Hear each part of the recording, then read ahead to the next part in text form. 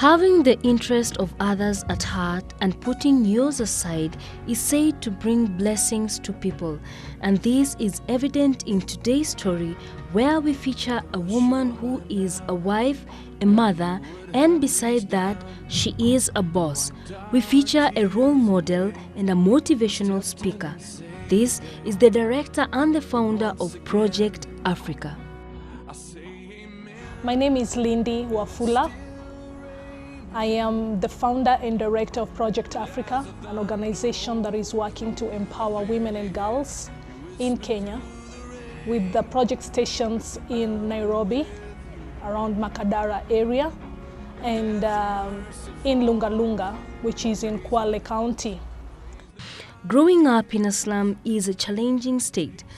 But growing up as an orphan and being left in charge of a household at the age of 14 with no money is almost an impossible mission to accomplish. I am so glad to be able to have come this far because if you look at my past and the pain that I've gone through, having lost my parents to HIV and AIDS at the age of 14, nobody would have thought, not even myself, would have thought that I would be able to come this far. But then I thank God for giving me His grace. I thank my family for being very supportive. And I thank my friends who have always been there to encourage me and who have seen the talents and the skills that God has put in me, and they've said, Lindy, you can turn around the captivity that has been there in your past. When a parent dies, children grow up with different attitudes. Some take a short while, but others literally define the destiny of these children. For Lindy, growing up with anger was not her making, but a feeling that grew in her each and every day, considering the treatment she got from her relatives. I lost my parents to HIV and AIDS when I was 14 years old. At that time, I was sitting for my Class 8 examination at St. John's Primary School in Kaloleni in Makadara district. I was born and I grew up in Makadara. That is the community that has raised Lindy Wafula. That is the community that has empowered me to be the human being that I am today. That I choose to wake up every morning and look around me and say, how can I change not only the world, but my world? Where my world starts from where my past has been, a past of pain. I look around my community and I see many young women who have not been able to thrive, to continue with their education, to do any kind of business, or even to pursue their dreams in whatsoever they have chosen to have aspirations in. Not because they don't have what it takes, but it is because of high level of poverty that has made many of us assume a lot of despair or desperation. When Lindy's father died, he left her with the great responsibility, although all Lindy felt for him at that time was nothing but hate. One thing he told me was, I am leaving the responsibility of this family in your hands. At that time, I was in my Form 3, going back to school for third term. And little did I know that my father had only a month to live. So when we went back to school in September, in October, I was called back home that my dad had died. And I remembered, I said, oh, why did he tell me, the second born in the family, that I am leaving this family in your hands? And as days have gone by, I've come to understand that every parent knows the strengths and the weaknesses of their children because they've given birth to them and they have seen them grow up. So I believe that my father saw in me being the person who will take over after him, a responsibility that I've seen it evolve in the family in these years up to where I am today. For my father, I think for him to have told me the responsibility when he's away, when he's gone, will lie with me. Actually, I wouldn't say that I was prepared in any way to being the head of a household. At 14, 15, 16, I am still a kid. I'm still a child, you know. I have no responsibility to start, I have no power to start taking the responsibilities of a parent. But then that is what Kenya is today. We have 8-year-olds now, 7-year-olds, 14-year-olds who are heads of households. And for me, the first thing was to do what I saw was the priority. People who were supposed to now take care of them were in fact just using what was left for them. Her mother went through a lot while taking care of them. It was not easy, and I wouldn't even at one point mention or say to anyone that it was easy, because it wasn't easy. Coming from a tribe, a community that has thought women should not inherit, and I was surely told whatever was your father's belonged to the extended family, so my uncles and my aunts were supposed to share in the same. I was not allowed to inherit, and if there was anything to inherit, it was very little, because all the property that my father and my mother owned, most of it was either sold so that they could buy their medication. At that time, in those early years of HIV, ARVs, the antiretrovirals, were very, very costly. So they could not even be able to afford it. So most of it, what they owned, went probably into medication. But whatever little that remained, as a young woman and a woman growing up in the Kenyan community, I was told I cannot inherit. So I was left at the crossroad thinking, Lindy, what are you going to do? Because I imagined that the people who should be sharing and the people who should be telling us about or protecting me and showing me the love of not having parents at home, they should have provided for us. They should have protected and secured whatever was left for us. But they were the first people who came in to share whatever little that was left at home. I grew with a lot of bitterness against my uncles and against my aunts. Sisters to my father, sisters to my mother, brothers to my father, and brothers to my mother as well. After the death of her mother, Lindy hoped to keep the family together. But her siblings were divided amongst relatives, and some of them didn't do well with that. I have 2 brothers and 1 sister. How do I bring them together and keep a unit of the family? Many times we see now families disintegrate. When the parents are not there, children run off to the streets. Young girls get married or get into prostitution. The boys get into crime and something of that kind. My prayer was that our family shall not disintegrate. And inasmuch as the relatives came in and divided us apart and said, so and so, you are going to stay with uncle and aunt so and so, and the other one you're going to stay in the village, my prayer was always that our family is not going to disintegrate. She went to school, and when it was time to sit for her examinations, the situations got worse. I went to Form 4, did my examination with a lot of pain, because I had terrible ulcers that would not cease to bleed and to just put me on bed.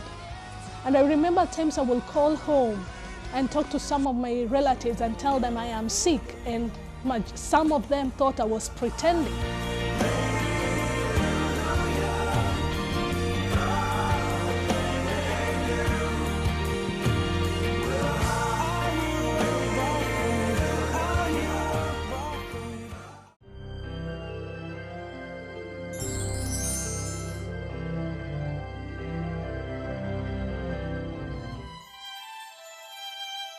When time to join the university came, Lindy was torn between 2 things.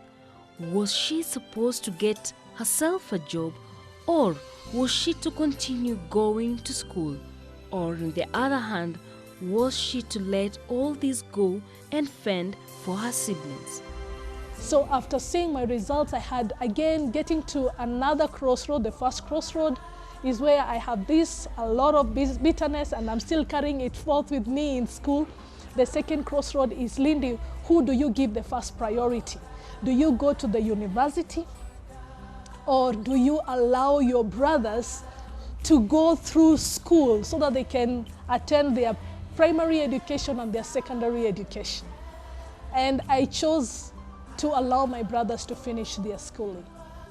While all this was happening, Lindy was in a good position to get help from her family members. But this was not about to happen. She didn't want to depend on anyone who made her feel unworthy. Many times I will lock myself in my room at college. And I remember at times the housekeeper will come in because she could hear a radio playing in my room, because I would just play gospel music and encourage myself. And she'll say, Lindy, why haven't you gone home? I say, my father has not sent me any fare. He tells me to wait.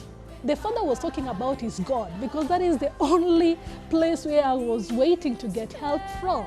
I have prayed and I've said, I don't want to go to any relative's place and be a burden and be pain and be made to feel like I don't deserve, because I think I deserve more. So I went back to my first crossroad, which is bitterness and unforgiveness. And when I was doing my training at KIMC, I decided I have to really find who Lindy is. She tried all means to find help, but the scolding and the laughter from her family were far from over. In fact, they kept insulting them about their late parents based on the fact that they died of HIV, and constantly reminded her of something that was never in her mind. Whatever house we had in Nairobi, my relatives had already said, you have to move out. You have to choose. We don't have any more help for ladies. Look for a man and get married. And here I am, I'm saying I'm not ready to get married as yet.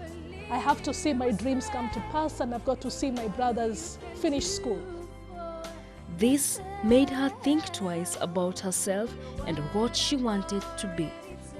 But with prayers, things worked out, and miraculously, she was able to do the most important things in her life, and that is taking care of her siblings and finding a job.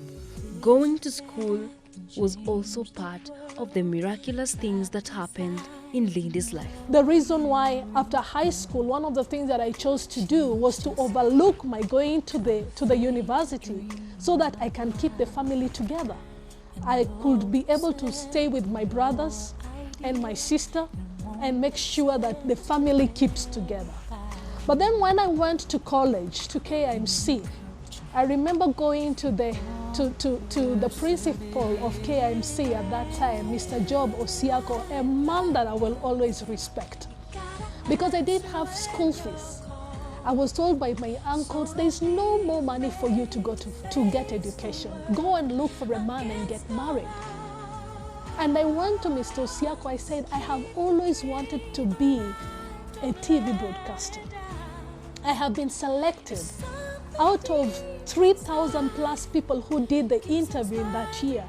I was chosen amongst the 18 from all over the country to join Kenya Institute of Mass Communication. And I went to the principal, I told the principal, kindly, listen to me. I am an orphan. I don't have any money now to pay. I didn't even mention to him what I was facing back at home. But I promised him, I told him, give me a chance and I will pay my own school fees. And he admitted me into school and told me, I will trust that somehow you will get school fees and pay.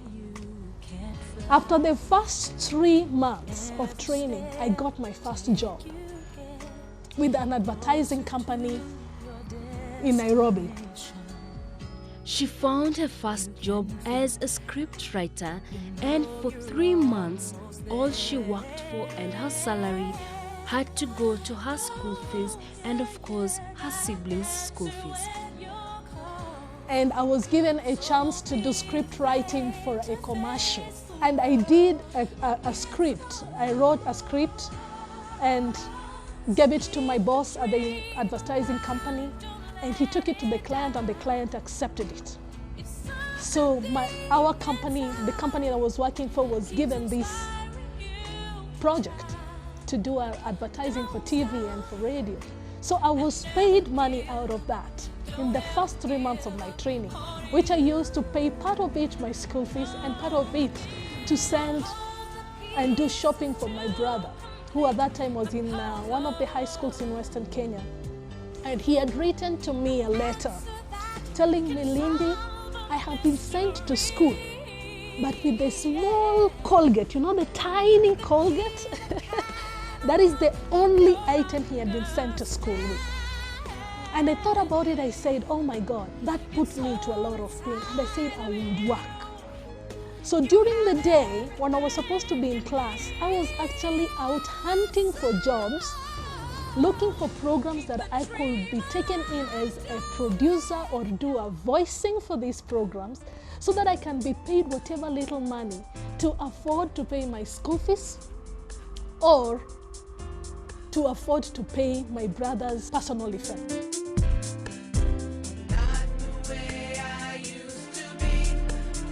And when she met a group of women in Lunga Lunga, these women brought about something in Lindy. This was the turning point in her life. And this is what has made Lindy who and what she is today.